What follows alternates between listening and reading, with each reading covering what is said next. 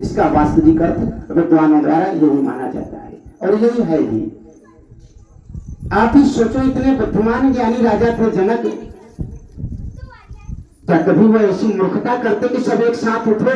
अगर कहीं मान लो धनुष टूट जाता तो क्या अपनी कन्या की बूटी बूटी करके सबको देते? किस किस को देते? ऐसा कुछ नहीं था, यही सत्य है। एक दिन में 10,000 राजाओं ने भगवान शिव की चंडेश्वरी भगवती ने धनुष को उठाने का प्रयास किया और सबका मान वह विमर्दित कर गया। राव के समान जो धनुष था भगवान शिव का, राजाओं के बल का ग्रास कर दिया, सबको लज्जित कर दिया। सब मस्तक झुकाकर श्रीहीन होकर के बैठ गए।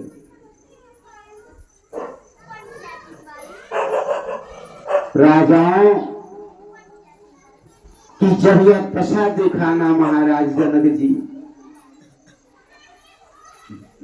व्याकुल हो गए। नृपन बिलों की, नृपन शब्द बहुवचन है। नृप माने राजा, एक वचन। नृपन न लगाने से वह 10,000 राजाओं का वाचक शब्द बनता है। नृपन शब्द लिखा। नृपन बिलों की माने लग करके जनक अकुलाने व्याकुल हो गए। हाय रे, मैं कितना अभागा पिता हूं संसार का, जिसने अपनी क्षत्रियता की लज्जा को रखने के लिए अपनी धर्म की कन्या ललित सीता के सौभाग्य को ही विनष्ट कर दिया। प्रतिज्ञा रूपी बेड़ी में उसके जीवन को ही मैंने नष्ट कर दिया बांध करके। यह दशा देख करके राजाओं की ना उनका मन मलिन हो गया, बड़े दुखी हुए, विचलित हो गए। नृपन बिलो की जनक अकुलाने बोले वचन रोष जन साने। रोष माने क्रोध में सन गया उनका स्वभाव। शब्द था, क्रोध से थोड़ा ऊंची आवाज हो गई और उन्होंने कहा कि यहाँ पर मैंने 10,000 राजाओं को आमंत्रित किया, सम्मान किया। आप लोगों से यह नहीं उम्मीद किया था कि मैं परिणाम शून्य हो जाऊंगा आप लोगों के द्वारा। अब जन को माखे भट मानी। को माने कोई, भट माने योद्धा। अपने आप को अब माख मत लेना मेरी बात को सुन करके, क्योंकि मैं जान गया कि वीर भीन मही मैं जानी महिमानी या पृथ्वी वीरों से विहीन हो गई। तुम जैसे कायरों को छत्राणियां जन्म दे करके अपने दूध को गर्भ को लजवा दिया। आज तुम लोगों ने क्षत्रिय समाज की जो मर्यादा थी सब राजाओं ने तार तार कर दिया। क्षत्रिय कहलवाने के लायक कोई नहीं है। मैं तो धर्म का पिता हूं। इन बूढ़ी आंखों के सामने आज मेरी यह दशा हुई। मेरी धर्म की कन्या है, वो मेरी सगी कन्या नहीं है। अगर सगी होती तो एक बार कष्ट नहीं होता। वह दूसरे की अमानत है, धरती पुत्री थी और उसके सौभाग्य को मैंने अपनी क्षत्रियता की रक्षा के लिए वचन पर विनष्ट कर दिया। उन्होंने कहा सुकृत जाई जो फन परिहरई। रोने लगे। सुकृत माने पुण्य होता है, ऊंचे साहित्य की बात है। सुकृत जाई, मेरा पुण्य चला जाएगा। किस चीज के लिए कहा? यदि मैं अपनी प्रण माने प्रतिज्ञा का परिहरण कर दूं, त्याग कर दूं। तो छत्री का जो वचन दे और फिर अपने स्वार्थ के वशीभूत होकर के ना यदि वचन को मीट ले तो छत्री की दो चीजें जाती है। जीवन में कमाई हुई सुकृत जो है पुण्य नष्ट होगा और दूसरा क्षत्रिय समाज में उसकी मर्यादा मिल जाएगी कि वह भागा क्षत्रिय स्वार्थ में पढ़ करके अपने वचन की आबद्धता को तोड़ दिया। क्षत्रिय को वचन से मेटना और रण से पीछे होना मरण से बदतर सजा मानी जाती है। जो ऐसा करता है वह क्षत्रिय अपने माता के गर्भ को लजवाता है। क्षत्रिय समाज में उस सौभाग्य की कोई गणना नहीं होती है। यही बात सोच करके जनक जी महाराज रोने लगते हैं। बड़ी व्याकुलता छाती है। उन्होंने कहा ये जो मेरी कन्या है, मनोरथ है जो मेरा,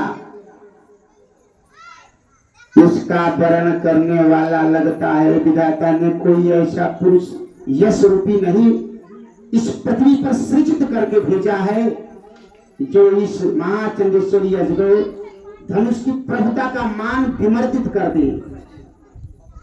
मैं जान गया कोई विधाता ऐसा पुरुष ही नहीं निर्माण किया है जो मेरी सुंदर कुंवरी ललिता दाम्पत्य जीवन अपनी भुजाओं द्वारा बांध ले। महाराज रोने लगते हैं और बाबा जी का लिखा हुआ दुआ है कि कुंवरी मनो हरि विजय बड़ी कीरति अति कमनीय पावन हार विरंची जनो हर चून धनो दमनी।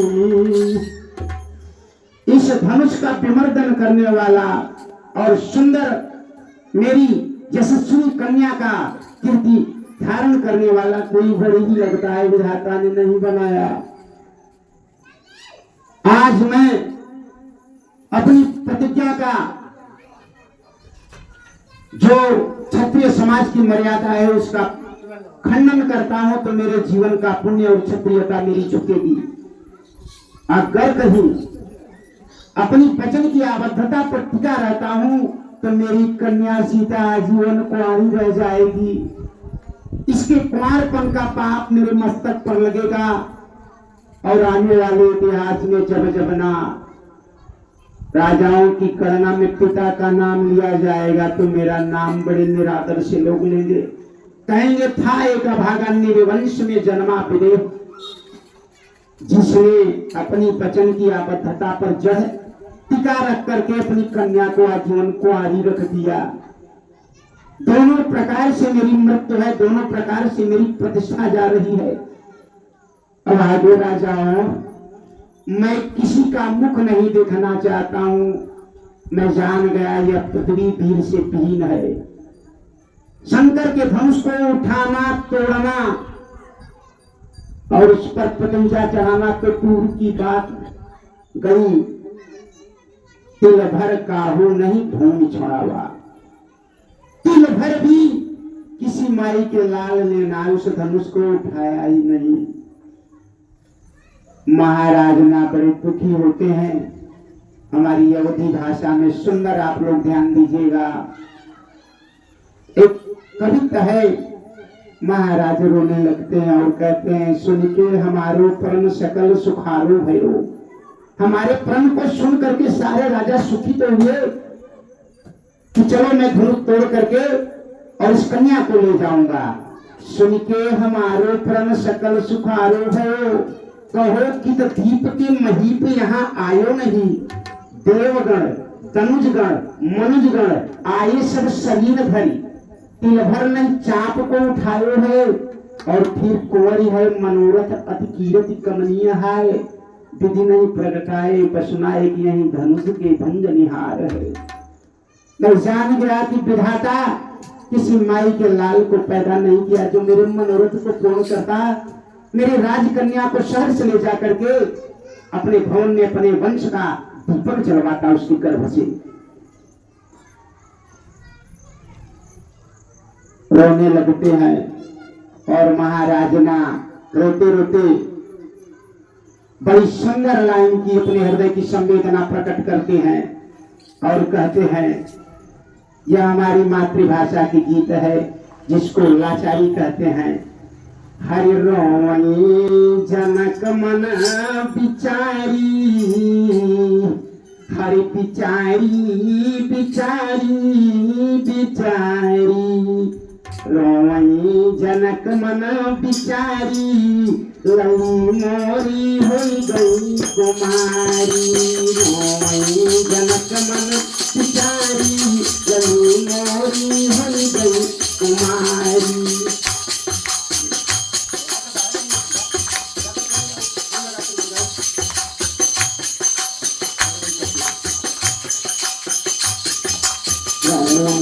जनक मन बिचारी लई मोरी हो गई कुमारी रोई जनक मन बिचारी बिचारी।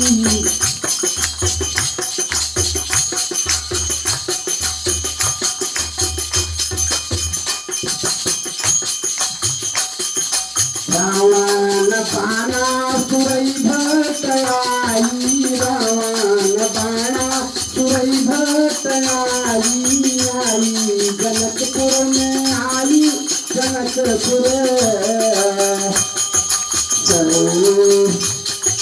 करो धनुया से हारी सिया मोरी बन गई कुमारी रोई जनक मन बिचारी।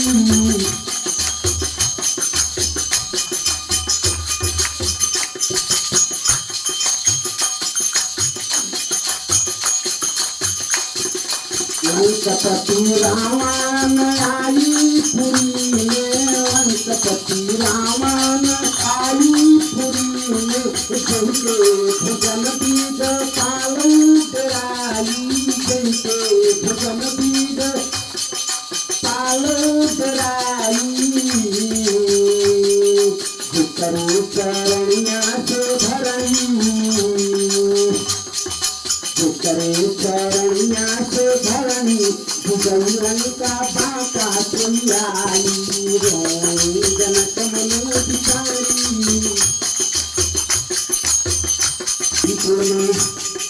छत्तीसगढ़ में तगवा लगावन लली हमारी हो गई कुमारी रोई जनक मन बिचारी।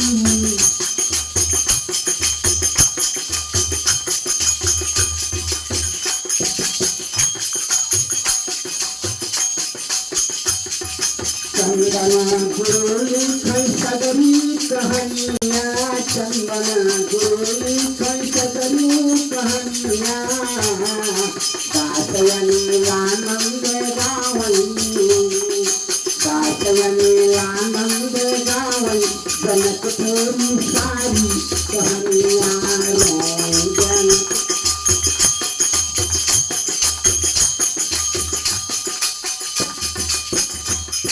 इस प्रकार ना राजाओं की करनी देख करके ना बड़े दुखी हुए और महाराज ना राजाओं को फुफकारने लगे वीर विहीन महीन मैदानी। उन्होंने कहा कि हे दीप दीप के राजा गणे हरिय जी हम किसे कहे बलिशाली है हम किसे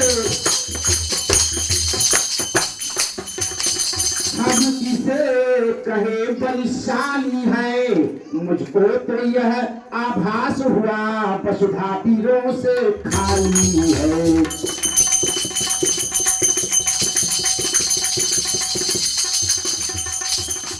तो छोड़ प्रस्थान करें हरिय जी दुख हमें दिया है दाता ने दुख हमें तो हमें दिया है दाता ने। फिर सीता सुकुमारी का विवाह लिख रखा नहीं विधाता ने।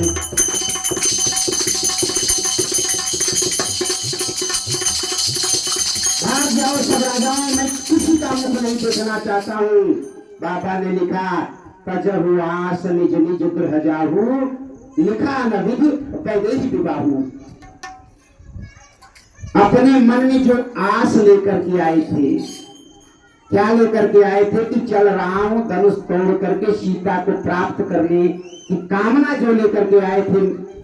अभागे जुगनू के समान कुपोत राजाओं सीता को प्राप्त करने की इच्छा की आहुति दे करके तज दो और निज निज गृह को लिए प्रस्थान कर जाओ, अपने अपने घर के लिए चले जाओ, मैं किसी को भी नहीं देखना चाहता हूँ। कह करके चुपचाप श्री होने करके मस्तक पर हाथ रख करके सिंहासन पर बैठ गया हुआ बूढ़ा नरेश। वास्तव में बात भी ऐसी थी। जरा एक बार विचार करो, कोई पिता अपनी कन्या की बारात बुलवाए सीता जी के स्वयंवर में तो शक्ति का शुल्क रखा था। हम अन्य पिता के बारात की बात करते हैं। अगर आए बारात और किसी कारण से द्वार से नाराज होकर के बिना विवाह हुए यदि वापस जाए, उसके बाप के दिल पर कितना दुख होगा, क्या गुजरेगा।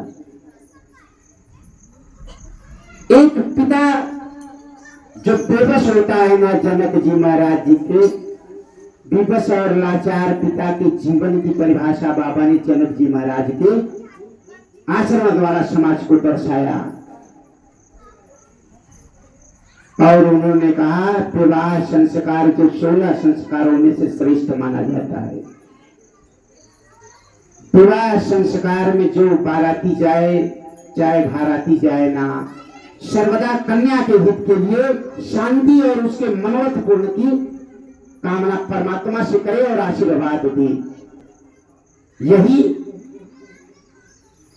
उत्तम और वास्तविक वेदों के आधार पर आचरण होना चाहिए बारात और घरात का।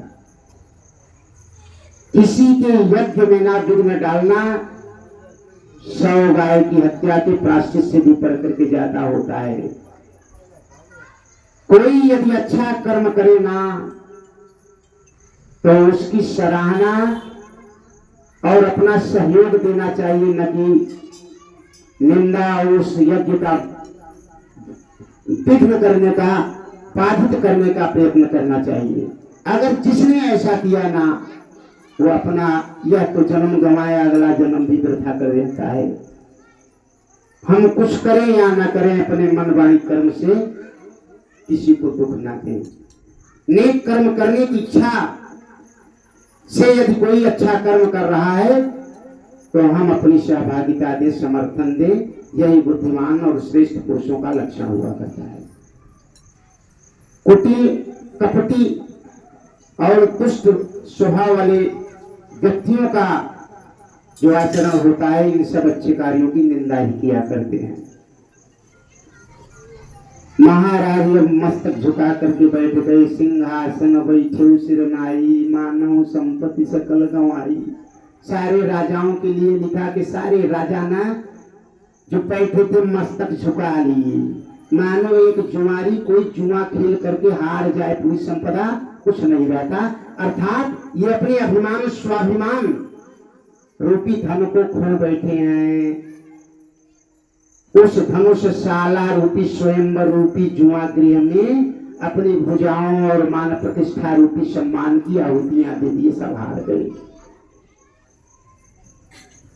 उस जुआ गृह का पाशा है भगवान शिव का प्रकाश पिनाकिन धनुष, जिसके समक्ष सब घुटने टेक दिए और मस्तक झुका करके सारे राजा बैठ गए। श्री हत होकर के श्री हत भयो मानी सब राजा, बैठे निज निज जाई समाजा। अपने अपने समाज में बैठे हैं, ध्यान दीजिएगा। अगर ब्राह्मण है तो ब्राह्मण, क्षत्रिय है तो क्षत्रिय, ऐसा नहीं कि हारने के बाद फिर स्थान परिवर्तित हो, निज निज समाज में बैठ गए। महाराज जनक की ना यह दशा देख करके ना ऊपर अंतःपुर में अपनी कन्या सीता के साथ माता सुनैना जी अपनी सखियों के साथ बैठी हैं, रुदन करने लगी। सी मात बिलखाएं। वास्तव में कन्या के पिता से ज्यादा ना जिम्मेदारी कन्या के माँ की होती है। महारानी सुनैना बिलखने लगी, रोने लगी, कहा हाय रे, अब मैं क्या करूं। मेरी सुंदर सी कन्या, चंद्रमा को लज्जित कर देने वाली, सुंदर गुणों वाली, और अब इसे मैं कहाँ ले जाऊं। सारे जितने भी राजा आए थे सब श्रीहत हो गए। इस धनुए के सामने घुटना टेक दिया, रोने लगी। और उन्होंने कहा कि स्वयंवर में इतने ऋषि मुनि संत सब ब्राह्मण समाज बैठे हुए, कोई नहीं जा करके कहता है महाराज जनक जी को कि ये स्वयंवर बंद करवाते। हंसी की यह प्रतियोगिता बंद करवा दी, इसमें हमारे वंश की प्रतिष्ठा उड़ रही है। मेरी कन्या कुमारी ही लगता है रह जाएगी। और जो को हितु कहाव हमारो, जो कोई अगर हितुआ हो, मेरा व्यवहारी हो, आपनत्व को धारण करने वाला हो, तो मैं हाथ जोड़ करके कहता हूँ कि जा करके महाराष्ट्र का दिया स्वयंवर बंद कर दे। आज 9वां दिवस है। आज लगता है भगवान इंद्र भगवान प्रसन्न होकर के आज वर्षा भी करेंगे। बोले इंद्र भगवान की जय। जिस दिन राम का जन्म हुआ था उस दिन 9वीं तिथि थी यहाँ, और रामायण में भी त्रेता युग में भी 9वीं ही दिन था। यह सौभाग्य है इस मंदिर का। बिना विचारे साहित्य सुदिन की यह कथा रखी गई, और हरि की इच्छा देखो कि जिस दिन राम का जन्म हुआ वो 9वीं तिथि थी यहाँ। यह हनुमान जी महाराज की श्रेष्ठता है। बोले अनंत बलवंत हनुमंत जी महाराज की जय। रोने लगी, तब उनकी बगल में बैठी हुई सहेलियां जो थी, परिचारिकाएं, कहा है महारानी आप अपने हृदय की तुच्छ दुर्बलता का परित्याग कर दीजिए, आप इतना अधीर ना होइए। आप देखा होगा छोटा सा अंकुश होता है और वह विशाल मत वाले हाथी को अपने बस में कर देता है। चराचर इतना लंबा है, रात्रि में सब अंधकार हो जाता है, लेकिन छोटा सा सूरज उदित होता है तो सारे अंधकार रूपी विकारों का ग्रास कर जाता है, संसार को सुख देता है। इसलिए हे देवी अभी अधीर ना हो। अभी तो दोनों जोड़ा बैठे हुए हैं विश्वामित्र जी मुनि के सामने, इन्हें लघु मत समझो, यही तुम्हारी नैया के खवैया बनेंगे। और प्रमाण दिया कि सूरज छोटा है परंतु ग्रास कर जाता है अंधकार का। मतवाले हाथी को छोटा सा अंकुश अपने बस में कर लेता है, उसी प्रकार से इस धनुष की प्रत्यंचा को राघवेंद्र सरकार अवश्य उठाएंगे। आप अधीर ना हो महारानी जी। धैर्य की परीक्षा का समय है इस समय, और आप इस प्रकार से व्याकुल होंगी तो पुत्री सीता के दिल पर क्या आ बीतेगा। और यह स्थिति देख रही हो कि महाराज खुद ही व्याकुल हैं। महाराज को आत्मीय जनों का साथ चाहिए, न कि उनका पैर मत खींचो दुखी होकर के।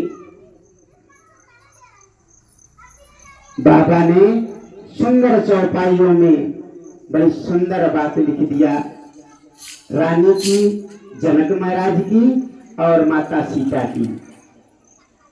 जिसने स्वयंवर किया उस दंपति का, और जिसके लिए किया उस कन्या की, उन्होंने बड़ी सुंदर लाइन में ना हृदय की व्याख्या लिखा कि सिया सोचू जनक पछतावा रानी के दुसह दुआरा।